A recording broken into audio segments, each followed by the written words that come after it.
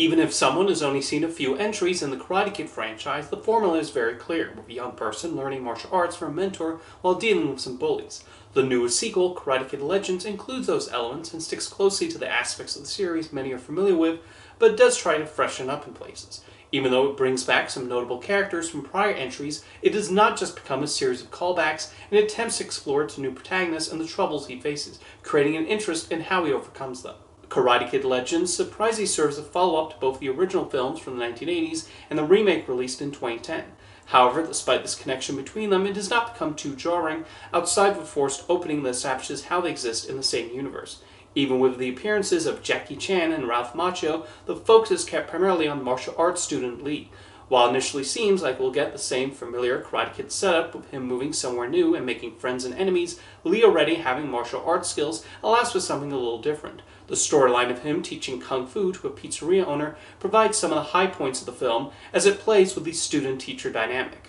The fighting scenes are choreographed with a lot of creativity, particularly when Lee goes into his moves. The idea of him already having his own successful techniques while still needing to improve in certain areas is a solid one. The film's attempt to add some depth to Lee as he deals with a past traumatic incident is well utilized and fits with his development as that lingering fear persists. Of course, there are the classic Karate Kid elements, like the sneering bully persistent on beating up this newcomer and who trains at the big fancy dojo. It's those moments that come close to repeating what we've seen before in this franchise. However, when it focuses on the central characters away from the bullies and elderly mentors, the film manages to somewhat overcome that familiarity. The growing friendship between Lee and Joshua Jackson's Victor is especially nicely done.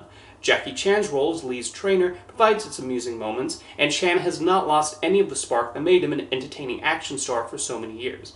Macchio returning as Daniel feels a tad superfluous though, and just feels like he's there to further connect the shared universe. It's possible that if Legends does well enough to get another sequel, he could play a more significant role than showing up and offering some support. Karate Kid Legends presents another story with plenty of the hallmarks and storytelling choices associated with the series, although most people walking into a Karate Kid movie at this point should not be expecting any sort of surprise. The audience is there to see a young person learn or improve their martial arts skills while dealing with bullies and other personal issues. This film gives you that, but a few different plot turns are thrown in, and the attempts at character building do manage to flesh out the protagonist. Even as it throws in nods to prior movies, the filmmakers don't rest a lot of Legends on that, and make this a compelling enough addition to this long-running franchise.